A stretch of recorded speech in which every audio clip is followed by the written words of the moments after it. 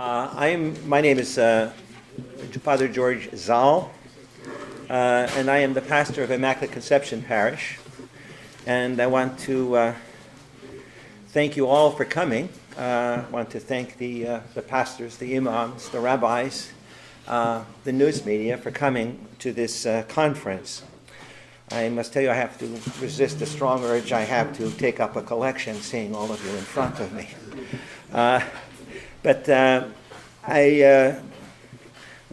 simply here to introduce the speakers as they come along. I'm the master of ceremonies, so to speak. And to begin, I'd like to invite Associate Pastor Tim Bogerman from the First Congregational Church.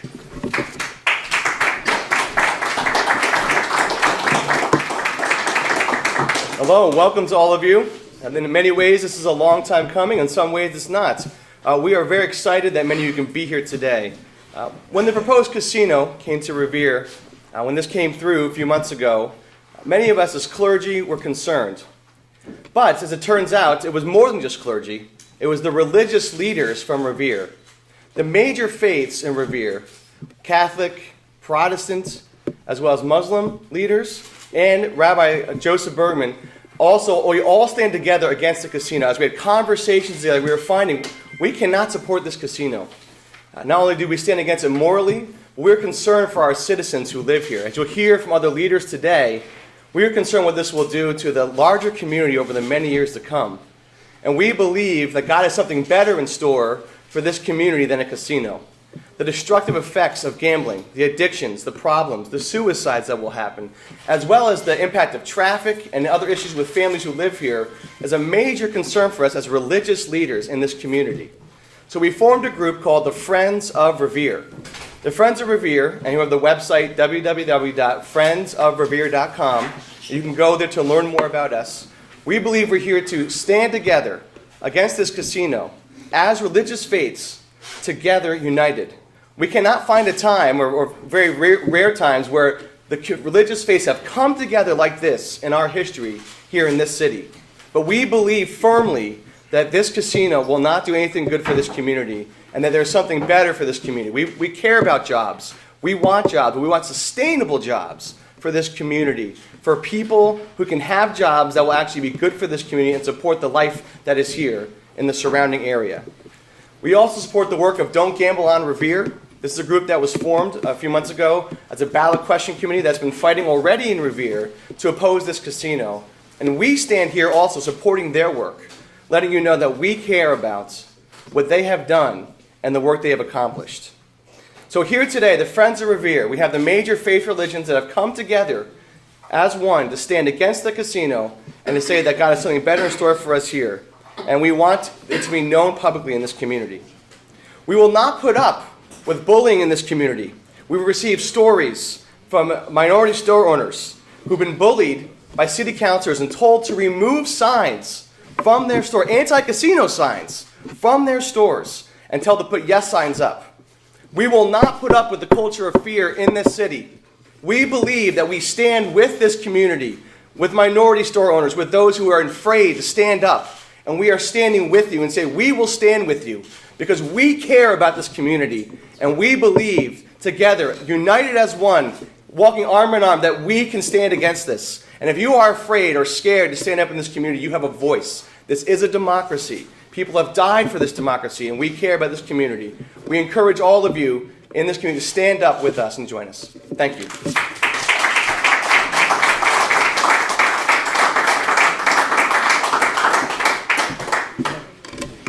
Our next speaker is one who's been a pastor here for 40 years in our community.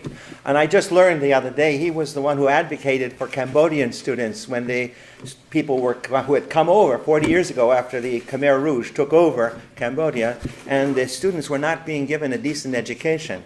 He has a long, long history of working for peace and justice, of a love for Revere and its people.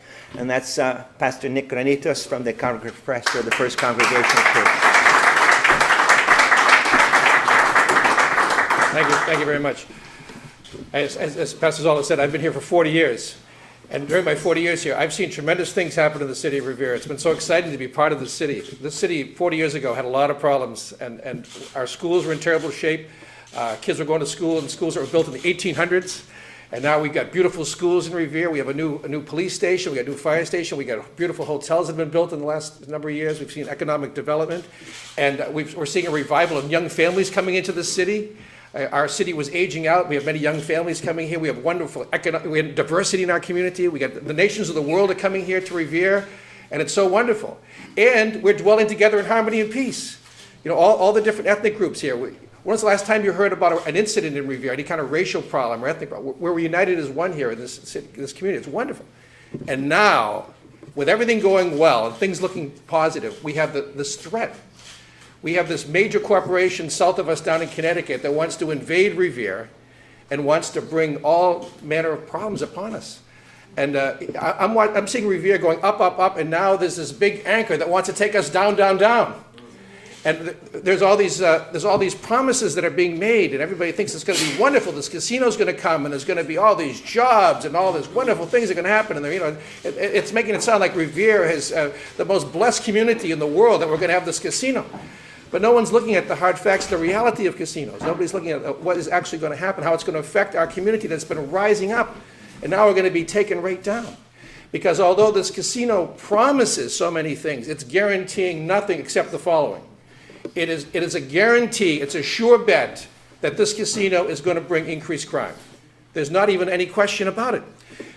The city of Revere understands that. That's why there's money for more police. They know there's going to be more crime, so we're going to need more police. I got a better idea. Let's not increase the crime to start with, then we won't need all those extra police. So there we go. So increased crime is guaranteed. And how about another guarantee? Another guarantee is there's going to be an increase in compulsive gambling. Studies show that within 50-mile radius of a casino, the rates of compulsive gambling double. Now, this affects real human beings. This affects our neighbors and friends here in this community. I've been part of this community for 40 years. I love Revere. I've been giving my life to this city. I love this place. And I don't want to see my neighbor and friends become addicted to gambling and have their lives be destroyed.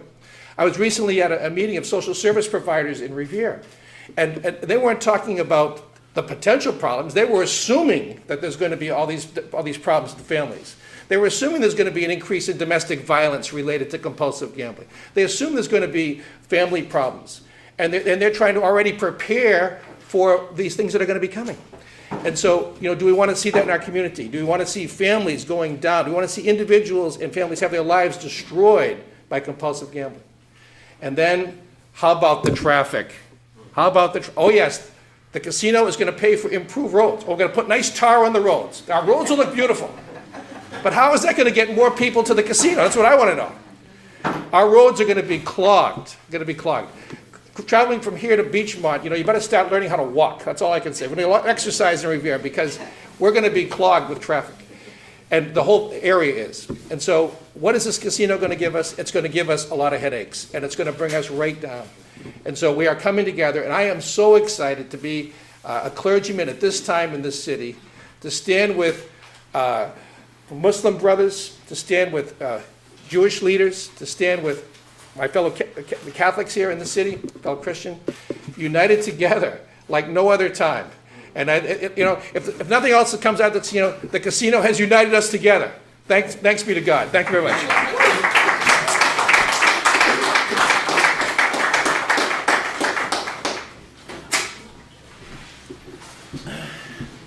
Thank you, Pastor Granitas. The next speaker we have is from our sister church, just across from the library there, the Chapel of Bethel, the Bethlehem Chapel, Pastor Nelly Esturban.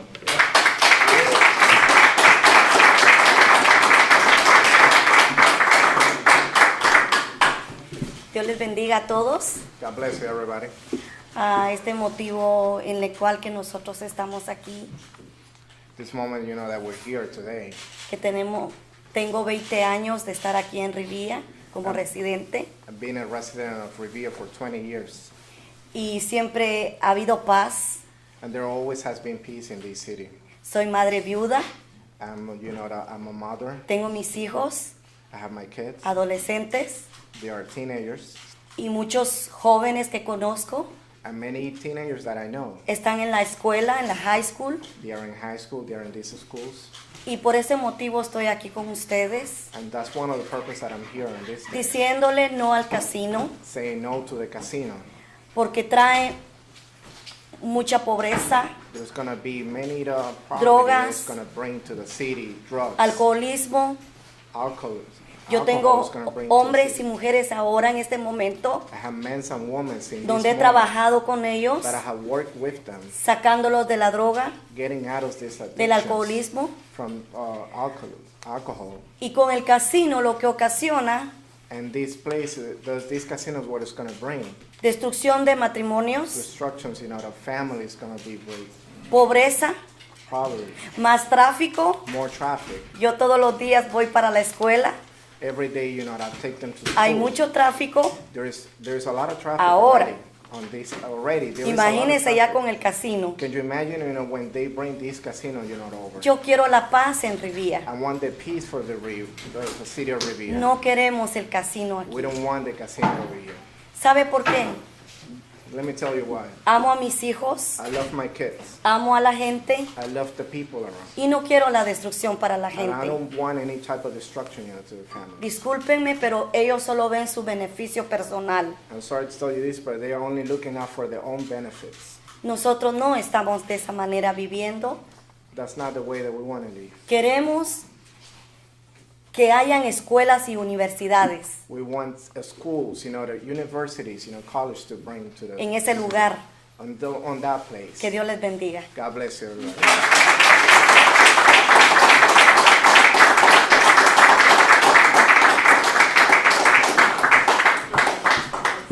Thank you, Pastor Nelly. I must also say, I neglected to say, well, the first thing that happened to me when I came to Revere was that one of my parishioners came out of recovery from an addiction, and he was helped by Pastor Nick, and he's still sober after 9 years. We're grateful to you for that. So he knows what it's about. And the next speaker is Rabbi Joseph Berman, who's going to speak for himself on the issue of this casino. Thank you.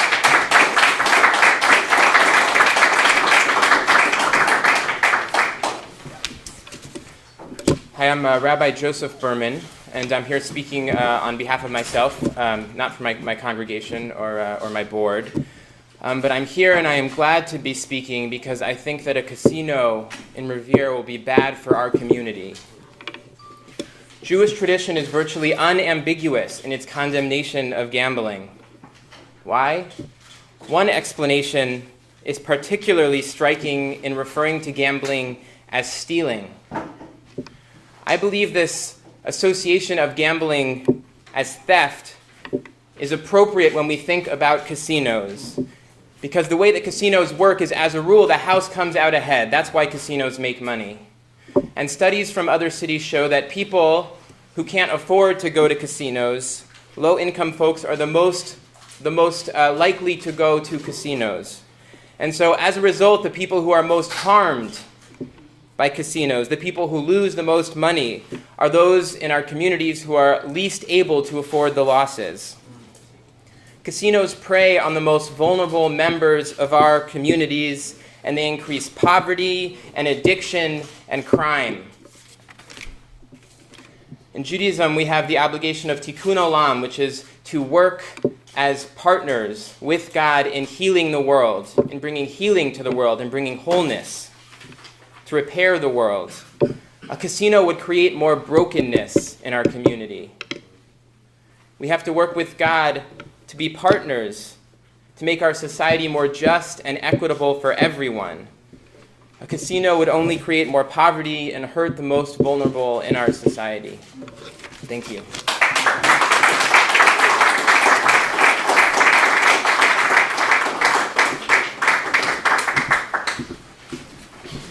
Representing the Muslim community, thank you, Rabbi Joseph. Representing the Muslim community is Imam Sharif. We ask him to come forward, please. Thank you.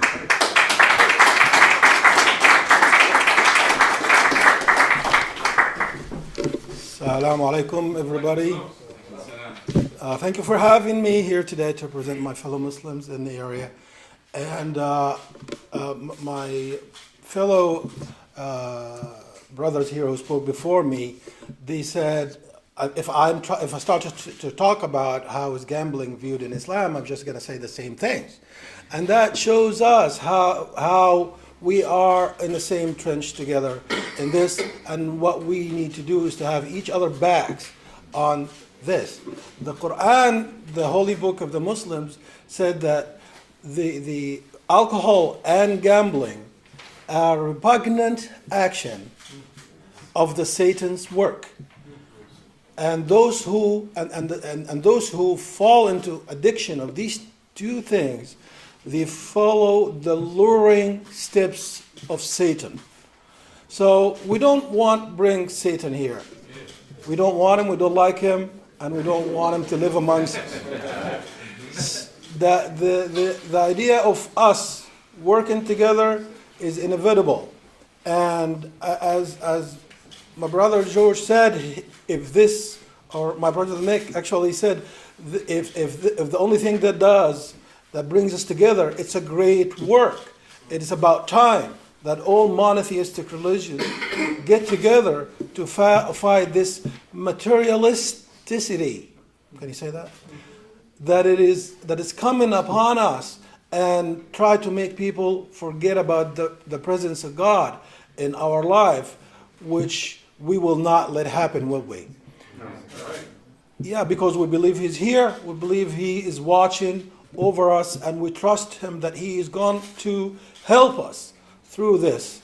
I want you not to just vote for yourself no to this casino. I want you to bring 100 people with you on that day.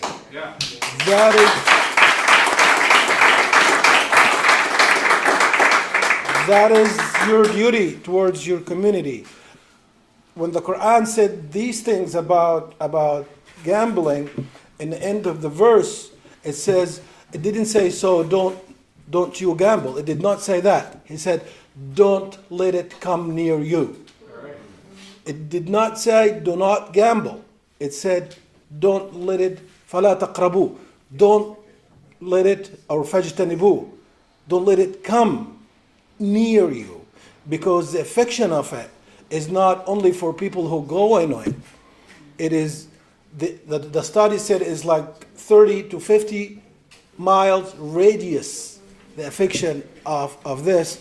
And I will be in this trench fighting with every power I have with my Muslim brothers and sisters in order to stop this from coming any near to my house fence. Thank you very much.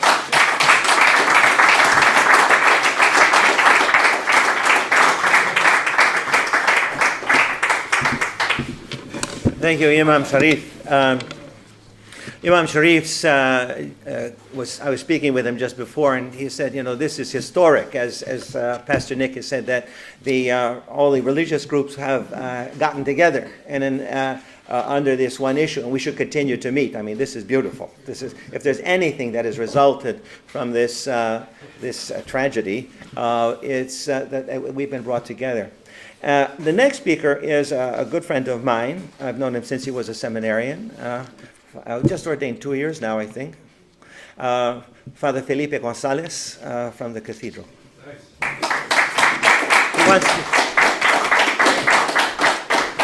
Father Felipe is going to give a personal witness. Good morning to all. So, I am here really as I'm at the Cathedral of Holy Cross, but I want to give my personal experience on this matter. Yesterday we had a feast, the presentation of the Lord, in which we enter the Mass with all these candles, reminding us that we as Christians, Jesus Christ said, you are the light of the world. And all of us, because of our baptism, we are called to be this light. And we are called to bring this light to everyone who is in darkness. St. Paul said, Caritas Christis urgenos. The love of God urges us, pushes us. Woe to me if I do not announce the gospel. And this is why I'm here. No? I'm here not representing the Cathedral of the Holy Cross. I'm representing me as a Christian. No? Because this is, and I want to read just a few things of a letter that was written on Sunday, the 12th of 2001, when Cardinal Sean was the bishop in Fall River. No? And he wrote this letter when they were proposing these casinos over there. But it stands the same. This is a public letter that all of you can get. No? And he said, no, there is no doubt that gambling victimizes the poor. The poorest citizens spend the largest percentage of their income on gambling. Those who can least afford it gamble the most. No? Gambling addiction, as many of you mentioned, is growing fast in the U.S. due to the expansion of casinos. The closer the casino, the more people become addicted to gambling. And I'm just going to read this in a seminar on addictions sponsored by the National Catholic Bioethics Center. No, they said that this is one of the worst addictions. He said that one survey has shown that 22% of the compulsive gamblers divorce because of gambling. 49% stole from work to pay gambling debts. 23% became alcoholics. 26% had compulsive eating disorders. And 63% said that they had thought of suicide. And 79% said they wanted to die. No? Now you may say, this is an exaggeration. No, these are just things you're saying. I'm here to tell you that I suffered in my own flesh this.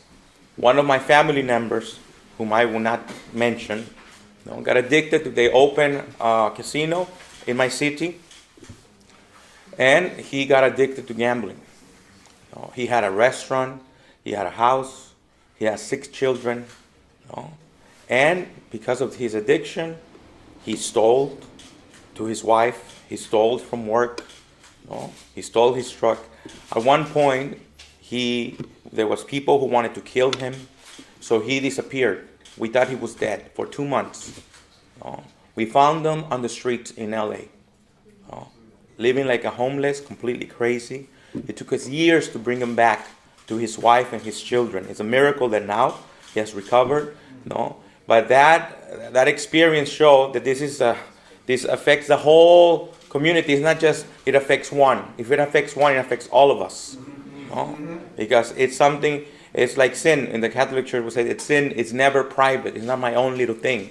But it's something social because it affects everyone. It affected all of us. And the consequences of every action that we say, every word that we do, they continue.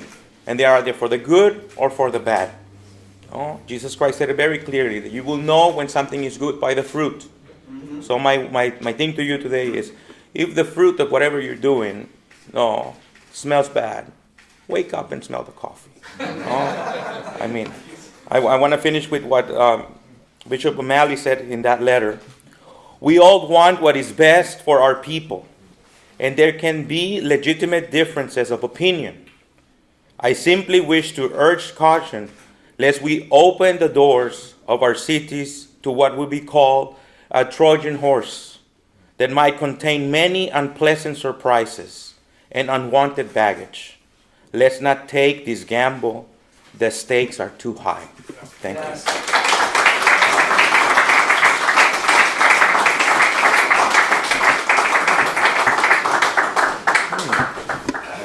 Thank you very much, Felipe.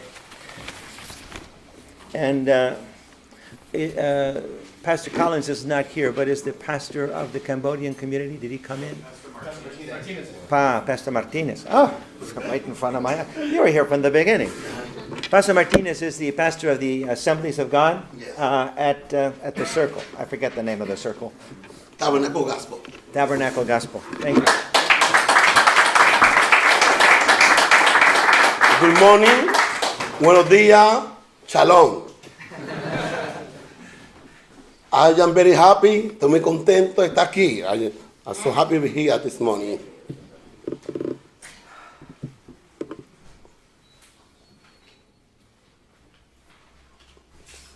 We have 22 seconds, 22 days 22 days for making the important election in the city. We had only 2 Sundays. The next 2 Sundays is very important for each one. My brother, my sister, and the pastor, the father, the Revere, the another, is talking perfectly about the casino. I don't repeat nothing. But we got it only 22 days. We're not getting any more chance.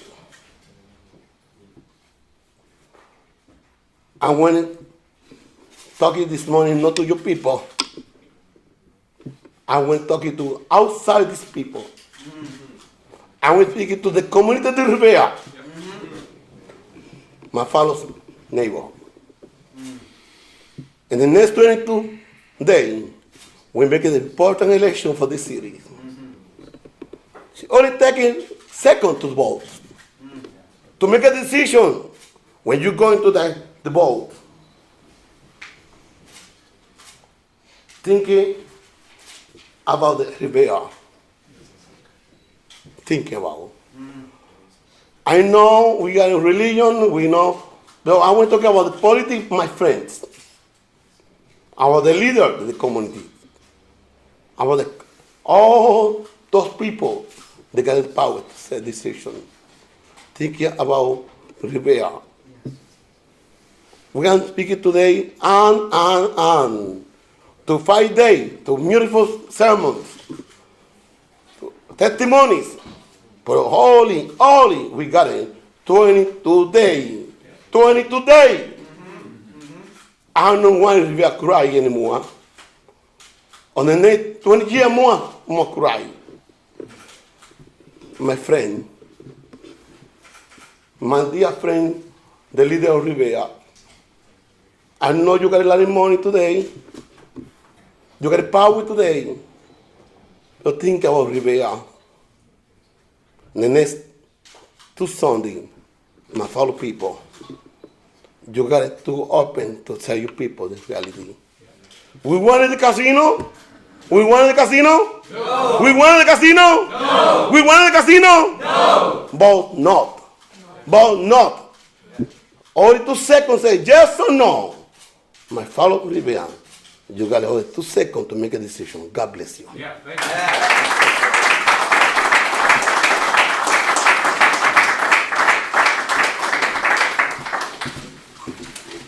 We had been waiting for the pastor of the Cambodian church, but I don't see these here. So the next speaker is me.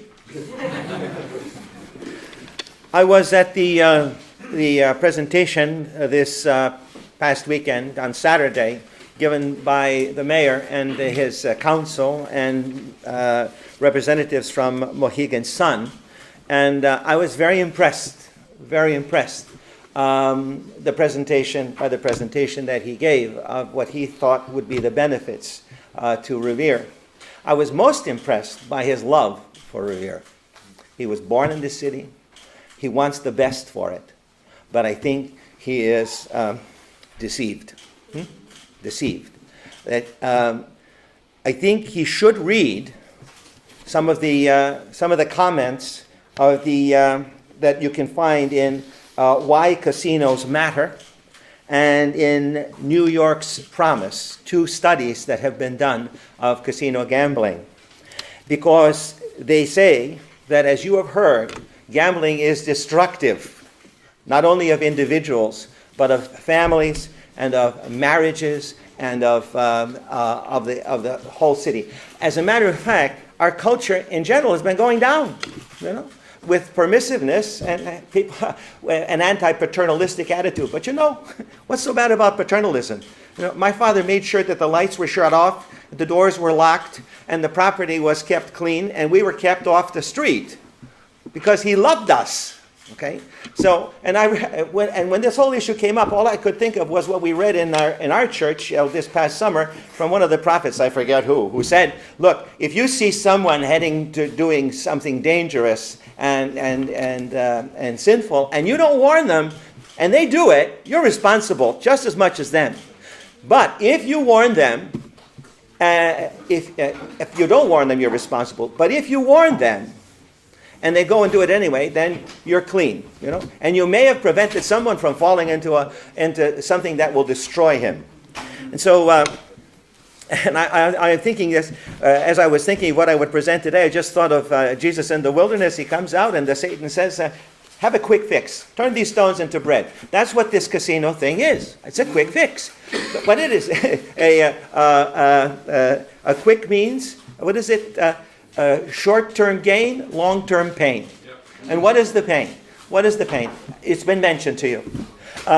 The Institute for American Values has about a 55-page document. And in that document it says that, look, our political leaders, those who are making decisions for us, the state should ask some questions.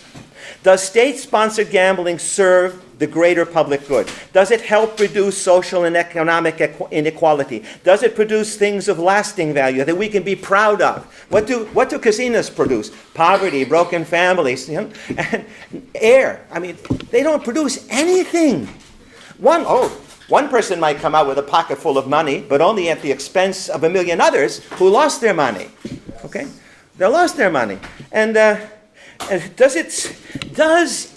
do casinos support the idea, considered by many to be essential in a democracy, that what happens to us depends more on what we do than on whether we're lucky?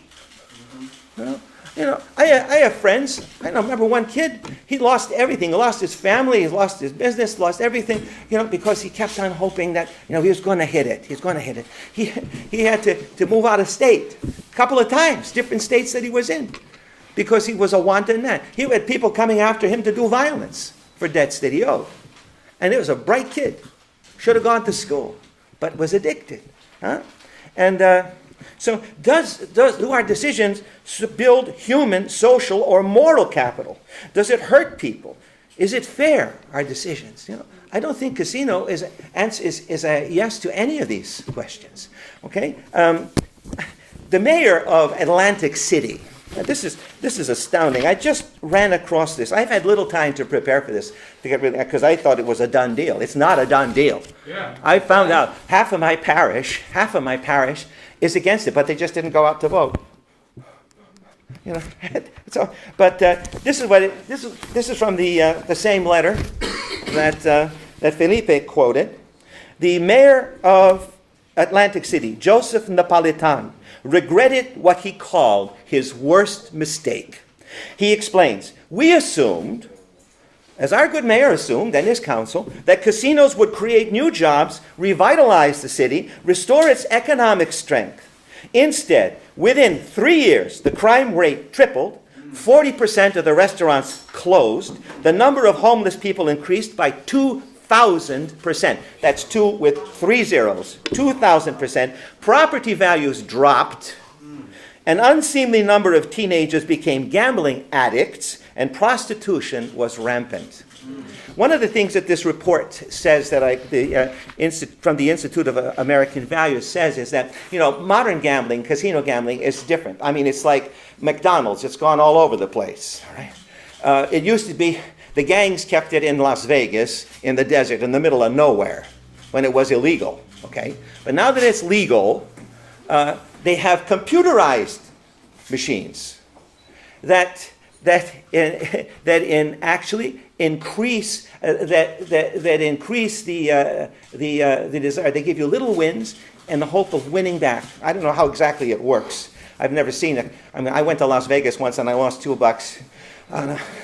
I set my limit, it was very boring, very boring. The Catholic Church is not, you can read it in the Catechism, we're not against small games like bingo and that. So a lot of institutions depend upon it. But against predatory gambling like the kind you find in urban casinos is immoral. And I don't have bingo in my parish. People want to establish. I don't want it. Okay? But it's too much trouble. But it doesn't lead to the kind of sickness and destruction that organized predatory gambling will incite. And one final, this is, the Mohegan Sun is a tribe. They are considered, an entity, a tribal entity. They call themselves the tribe. If they go bankrupt, they don't have to pay anyone back. The $430 million that we're guaranteed to get from them, if they go bankrupt, that money is gone, as far as I understand. Okay? So we can't rely on their promises, as sincere as they might want to be. And it would be foolish. It would be foolish to put our confidence in money. Confidence should be in God and in the goodwill of one another. That's what strong communities are based on. So I think that's the story, Morning Glory. Now we will entertain questions if you have questions from those who have made presentations. Please. What's that? A prayer. We want to close with a prayer. I would like the Imam to give us a prayer, if he would. Imam Sharif. I heard you pray before. I know you can do it.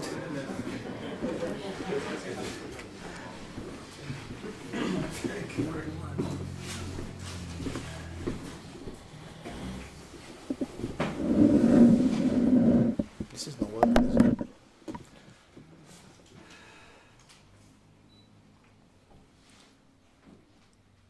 الحمد لله رب العالمين الرحمن الرحيم مالك يوم الدين إياك نعبد وإياك نستعين اهدنا الصراط المستقيم صراط الذين أنعمت عليهم غير المغضوب عليهم ولا الضالين.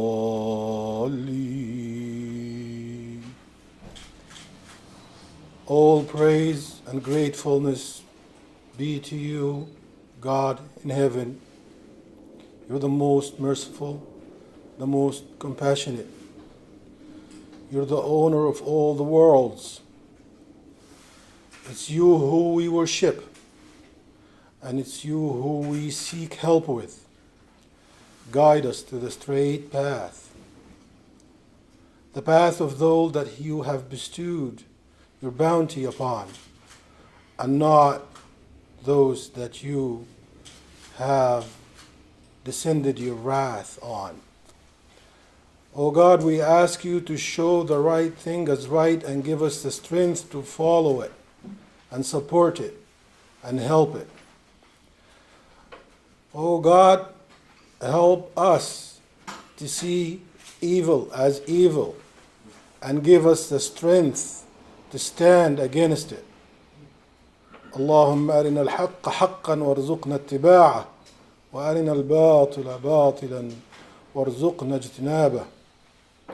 Oh God, we ask you that you watch upon us as we fight the battle that you would like us to fight, that you have made us be here in this place at this time.